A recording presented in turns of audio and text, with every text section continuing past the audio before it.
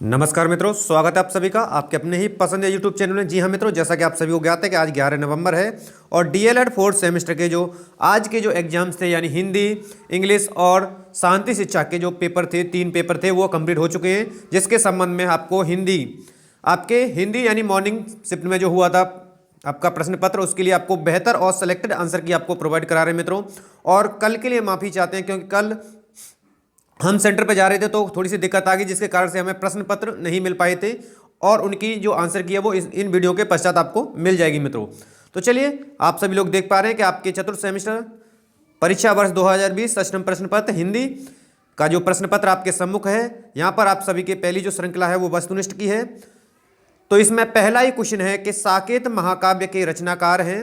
तो साकेत जो महाकाव्य था उसके रचनाकार यानी कि जिसके द्वारा लिखा गया था वो मैथिली शरण गुप्त जी हैं। ठीक है, नेक्स्ट आपका उच्चारण के समय ध्वनियों के समुचित आरोह अवरोह को कहते हैं। तो उच्चारण करते समय जो ध्वनि होती है वर्णों की, उनके जो आरोह अवरोह आता है उसे स्वरघात कहा जाता है। क्या कहा जाता है? स्वरघात कहा जाता है। तो यहां पर आंसर आपका फर्स्ट हो जाएगा।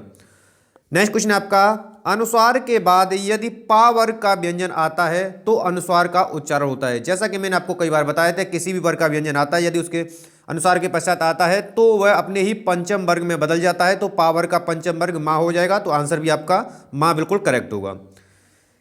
नेक्स्ट क्वेश्चन आपका था, आवारा मसीहा के लेखक हैं। तो आवारा मसीहा जो है विष्णु प्रभाकर के द्वारा लिखी हुई है, यानी कि ऑप्शन फर्स्ट बिल्कुल से करेक्ट हो जाएगा। नेक्स्ट क्वेश्चन आपका, काव्य की आत्मा है। तो रस आपका काव्य की आत्मा कहा गया है। ठीक है, तो आपका यहाँ पर वस्तुनिष्ठ क्लियर हो चुके हैं। और नेक्स्ट जो श्रृंखला आपके अति लघु उत्तरीय प्रश्नों की है, जिसमें अनिवार्य संस्कृत में उच्चारण दोष के 2 प्रमुख कारण बताइए। ठीक है, तो पहला कारण आप सभी लिख पाए होंगे कि संस्कृत ध्वनियों की अज्ञानता, यानी यदि आपको संस्कृत ध्वनियों की अज्ञानता है, आप ठीक से समझ नहीं पाए तो आप उच्चारण संस्कृत भाषा का ज्ञान ना हो पाना, ठीक है, जिसके कारण आप ये 2 दोष हो गए, ठीक है, बेहतर तरीके से लिख पाए होंगे।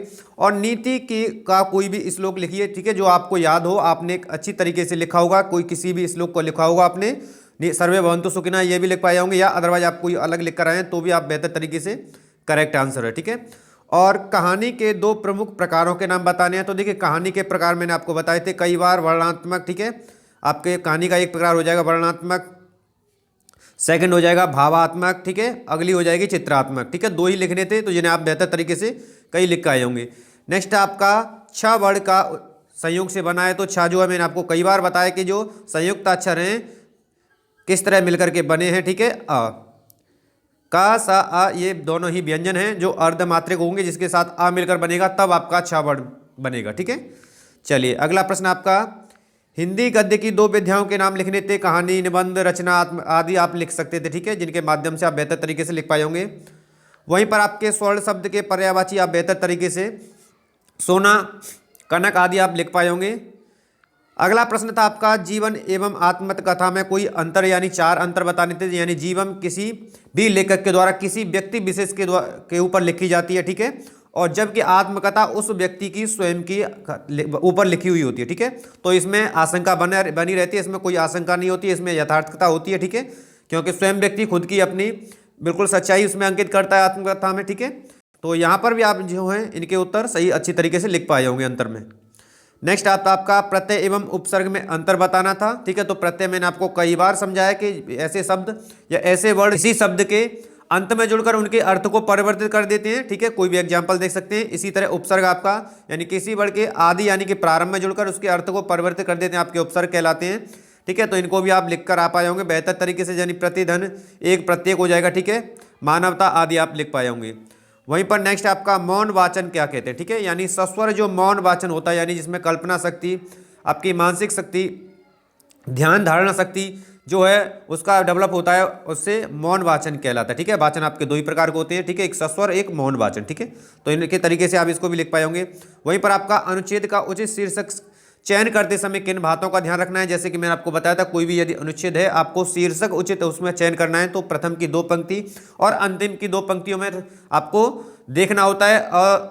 90% तो यहीं से मिल जाता है आपको शीर्षक। फिर भी यदि नहीं मिलता है तो आपको उसके भाव अर्थ को समझने की समझना होता है, ठीक है। जैसे ही भावार्थ समझ में आ जाता है तो हम उचित शीर्षक उसके भाव के आधार पर बना सकते हैं, ठीक है। इस तरह का बात लिखना था, ठीक है। और वहीं पर आप अगला था कविता शिक्षण के बारे में लिखना था, ठीक है। विशेष्य किसे कहते हैं तो इसे बेहतर तरीके से, और हिंदी वाक्यों का जो है संस्कृत में अनुवाद करना था। पेड़ से पत्ते गिरते हैं, राम घर जाता है, ठीक है। तो वृक्षात इसका हो जाएगा वृक्षात पतति, ठीक है, पतति इसका हो जाएगा। वहीं पर आपका रामः गृह गच्छति, ठीक है, रामः गृह गच्छति इसका भी हो जाएगा। तो उम्मीद करता हूं मित्रों ये आंसर की आपको काफी पसंद आई होगी। यदि वीडियो पसंद आए तो मोर देन लाइक और शेयर करेंगे मित्रों। और अभी तक चैनल को सब्सक्राइब नहीं किया तो निःसंकोच होकर चैनल को सब्सक्राइब कीजिए, क्योंकि आगे भी आपको आंसर की जल्द ही मिलने वाली है मित्रों।